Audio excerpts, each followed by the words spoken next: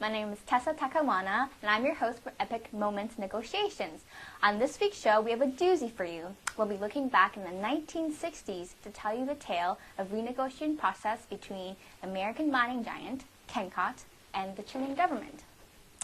In this historical moment in negotiation, Kennecott was trying to renegotiate their contract with the Chilean government concerning El Teniente copper mine. What made this difficult was that Chile took a stronger pro-sovereign stance towards their mining industry. But how did Kennecott manage? Were they able to reach a mutually beneficial outcome? And what did they learn from all of this? Looking back, we try to assess what went right, what went wrong, and what they should have done differently. Joining us today to help us navigate this complex bargaining process and to get answers to these questions is the world-famous negotiation historian and expert, Jean-Guy Rubberboot. Testing, 1, 2, testing. Okay, well, hello Tessa, hello the people of the world there, the camera. All right.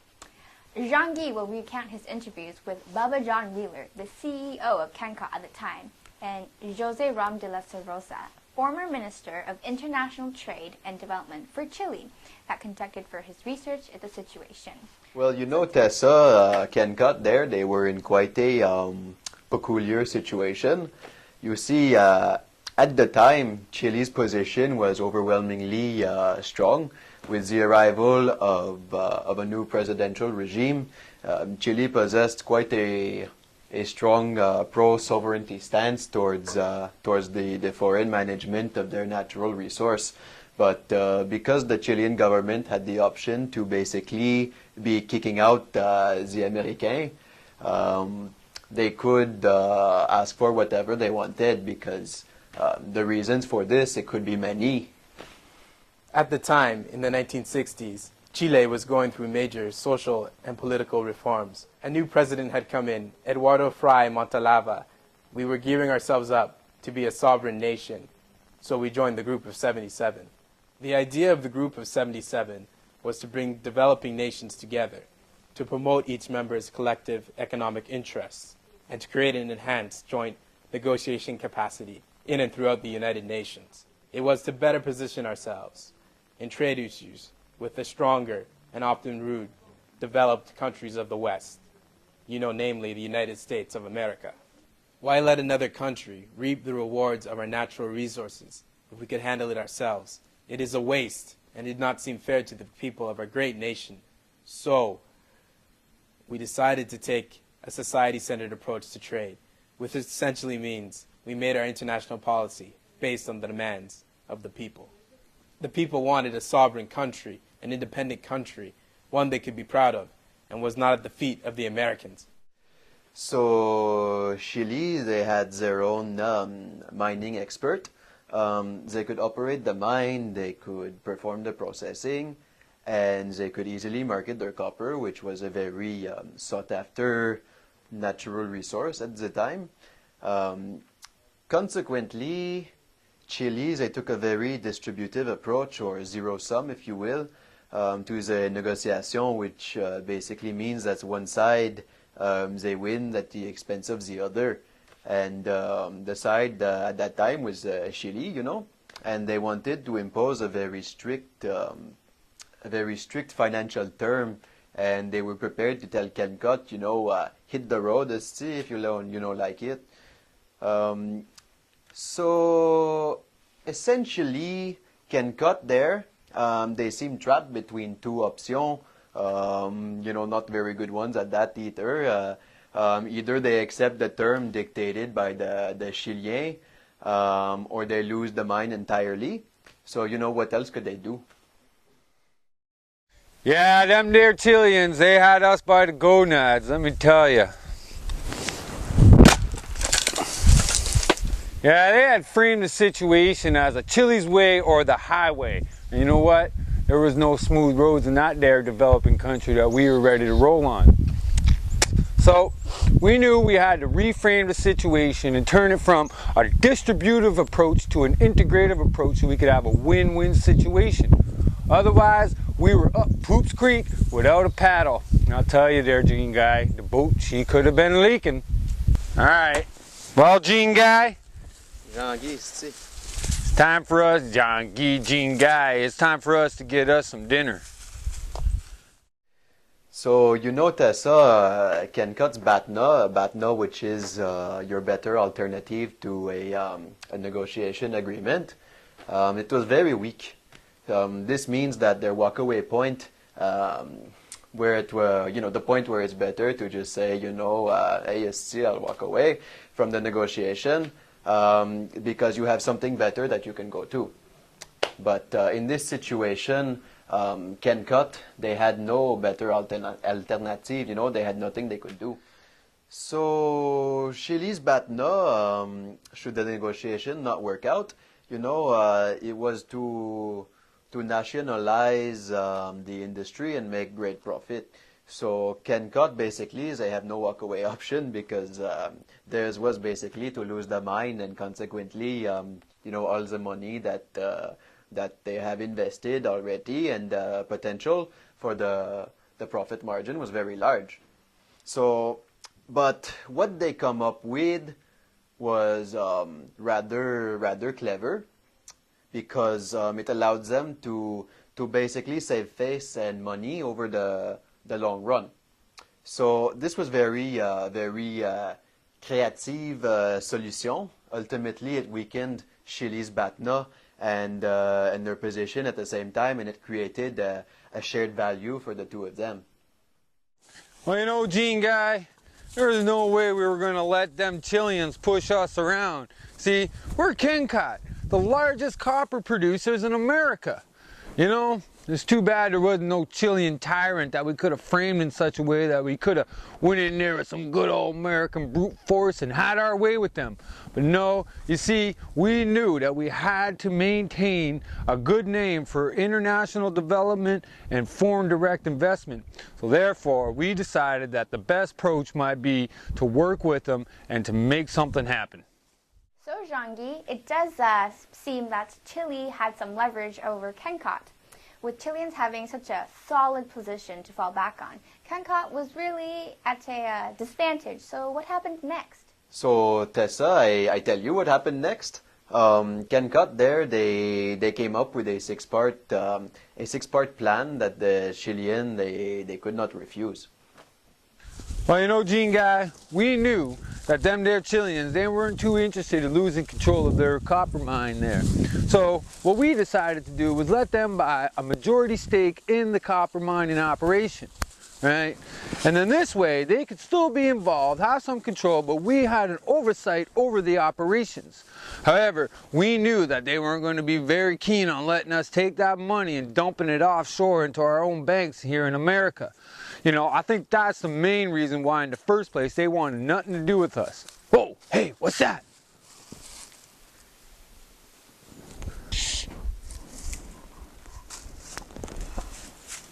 Ah, damn, missed it. Well, we'll get it next time. Now, where was I? Oh yeah, that's right. Now, in the second part of our offer, we decided that we would take that $80 million that they paid us for the share in the mine, couple that with the outside investments and loans that we secured, and then dump it back into their economy. See, this way, they could maintain control over their mines and get a large sum of money invested into their economy. Now, this, in my opinion, was presenting them with a win-win situation. Gene Guy, it's all about moving things from the distributive end down to the integrative end, and that was my plan. Majority stake and direct investment was a key component for us because ultimately that's what we wanted. We wanted to preserve our nationalistic interest and yet remain open to the international market and trade. With 87% of our exports coming directly from fuels, minerals, metals, we figured it was better not to burn our international bridges. We wanted to make sure we could be seen as still open to foreign direct investment, but on our conditions. However, we wanted control over our mines, and we wanted the money to stay within Chile, which was what they were offering. So you see, Tessa, Kennecott, they was pretty smart in their approach. They knew that the only way that the Chilean to work with them was to frame it in such a way that the Chilean were not losing the control of what they were building, and they were building a relationship with the international markets through Kennecott. So a perfect example, let me see, of how to move from a straight distributive to an integrative bargaining process, and to use the notion of future relationships to your advantage. Well, Jean-Yi, it certainly seems like it was a tense bargaining situation. I mean, $80 million is not chump change, even in the 1960s. When we get back, we will see what other offers Kennecott put on the table to entice Chile to make a deal while protecting their interests. But for now, a word from our sponsors. Hey, check this out. Riley! Oh, Riley! You want the treat, Riley? See, please.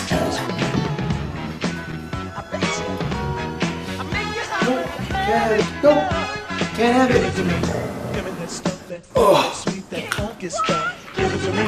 Give me that stuff, that funk, that sweet, that funky stuff. Give it to me. Give it to me. Give it to me. Give it to me. Give me the stuff. Welcome back to Epic Moments Negotiation. Before the break, we saw a part of Kennecott's plan to overcome their weak position in the negotiation process. Our negotiation historian and expert, Jean-Yi Rubberboot, is with us and will continue to show us the process, how it unfolds. Well, I thank you, Tessa. So you see, Kennecott, they had some demands that they wanted to return for giving the Chilean what they wanted. So they added 4 items to the agenda, and they dealt with them simultaneously. Another feature of the integrative bargaining process. So dealing and setting items in a simultaneous fashion means that you discuss and you settle on any of the issue at the time, and there is no order. So 2 of the items, they pertain to Kennecott protecting themselves from any potential future perte, a loss. Now, you see, Gene Guy, we knew that them there Chileans, they had an interest in maintaining their sovereigntist approach and setting themselves up well within the international scene. So we decided to use that as leverage and to get them to act as the underwriters and guarantee the loans that we were securing for their copper mines. We figured that by doing this, we could give them the idea that, they could actually flex their muscle and they had, some clout on the international scene. But we were using this to our advantage. Because see, really, we knew that if something happened, that we could lose our shirt on this idea. Now, you see, Gene Guy, being the realist that I am, I knew that working with the Chileans could be a bit risky, especially when we were using them to secure our loans. So, just because the government decided that they were going to secure our loans, I knew that if there was a problem, they might give us the runaround. So we insisted that our loans and that money be guaranteed and subjected to the laws of New York. Let me tell you, Gene Guy, there ain't no avoiding the laws of the good old US of A. There's that damn bird. Gene Guy, also, I made sure that our assets were going to be secured and insured under an American company. Damn if I was going to let some Mickey Mouse Chilean operation be the ones insuring our stuff. I didn't trust them. And I felt that if something ever did go wrong there in the mines, that they would take us for a ride, just like the government was trying to do. Now, I felt that if this was a position that I could hold and they were not willing to concede on, that there was going to be no deal at all. Call it your banta, call it whatever you want, I knew that I had to stick to my guns.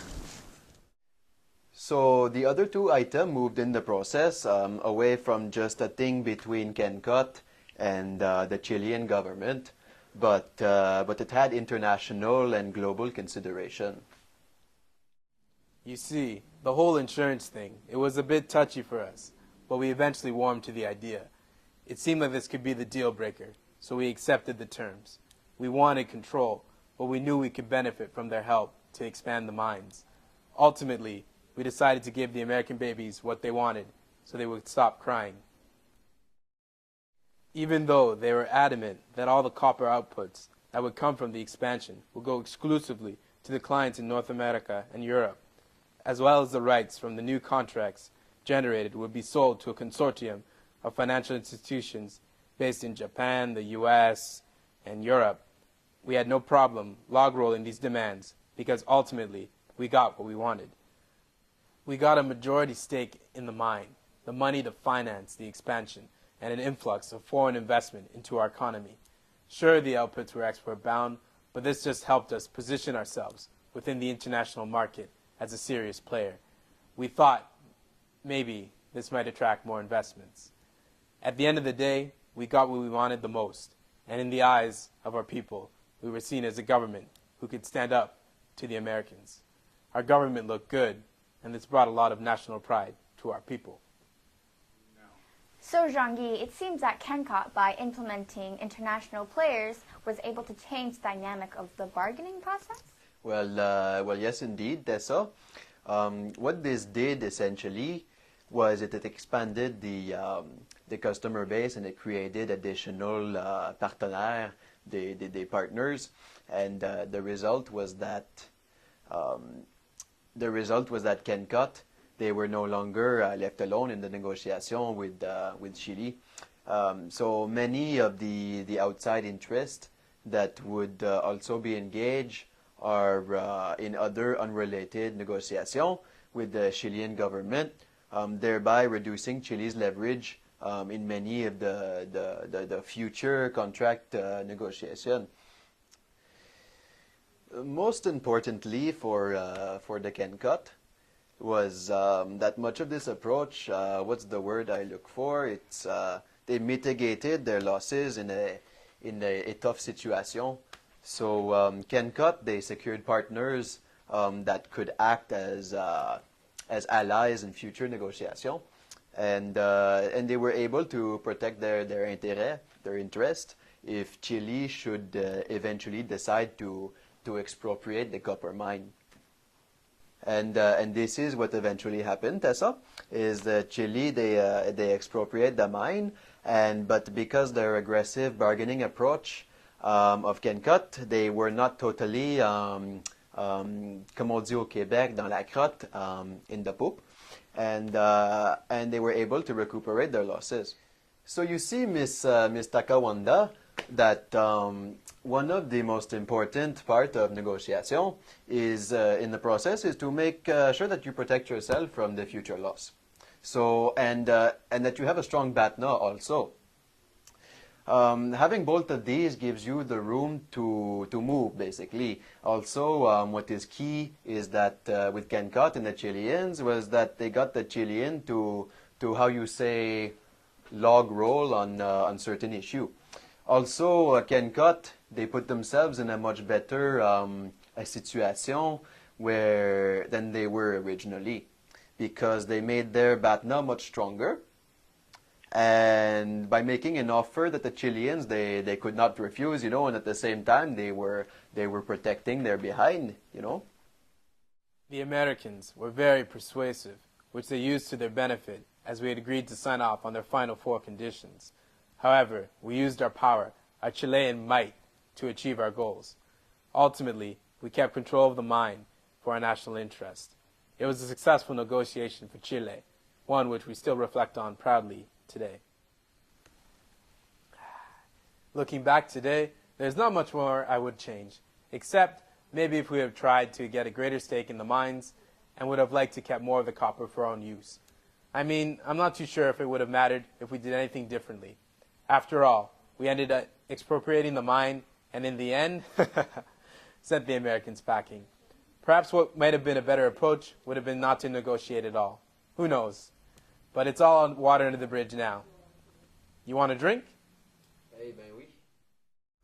But Gene Guy, looking back today, there's probably a lot of things I would have done a little bit differently. I think I would have played a little bit of a harder ball game. But we knew we had to be nice. We knew we had to work with the Chileans. See, we wanted access to that there copper. Not only because there was a demand for it in the US, but internationally, the markets were just booming. and we needed that copper. So we figured, you know, best choice might be to just simply, you know, play their game. But I tell you, Gene guy, after they screwed us out of that mine in the end anyways, I was pretty pissed off. So from that day forward, I changed my approach to all the ways I did my negotiation. See, the trick is you need to know how to balance between integrative approach and a distributive approach, and knowing at which time is the best to apply it. See, it's either you look to maintain a friendship and a long-term relationship, or you let them know right from the beginning who's the enemy and who's in charge. And over the years, it seemed like it worked out pretty good for us. I mean, hell, I'm filthy rich. And Kennecott, well, they're still one of the largest mining operations in the world. You know, at the end of the day there, Gene guy, they didn't call me McWheeler the dealer for nothing. Let me tell you. Nice boots, by the way, there. Hey, thank you. Listen, what do you say we go inside and get us a drink? They sound good there. Yeah, la batte. La batte? Sure. Well, Jean-Guy, it seems that it was a very intense negotiation process. I'm sure it was a very interesting case for you when you studied it. Is there anything else you would like to add? Well, Tessa, it was a tough negotiation situation. You see there, when you're dealing with a developing nation that is looking to assert themselves as a sovereign country and to control their national resource, your options are pretty limited because you no longer, it's no longer just business as usual. There's political ideology that is involved, and also there is public interest. So the fact that Kennecott, they managed to overcome this to some extent is a great example of very skilled creative negotiation because you know, because they came out like that. And however, we have to give credit to Chile aussi, because they were up against a mighty powerful player like the Americans, and they stood their ground. They stood their ground pretty firm, and certainly it is certainly an epic moment in the negotiation. Well, folks, there you have it, the Kennecott and Chilean renegotiation process. Another great historical negotiation moment. I want to thank my special guest, Jean-Guy Roberbout, for being here with us and walking through the whole thing with us. It was a great pleasure having you on the show. Well, thank you, Tessa. The pleasure there, she was all mine. And yes, thank you very much. I love to come back sometime. Yeah. Well, folks, that wraps up our show. Be sure to check us out next week where we will be talking about negotiations in the safari. I'm Tess Takamana, saying good night. Hey, you think there maybe I could get a la batte? See you there.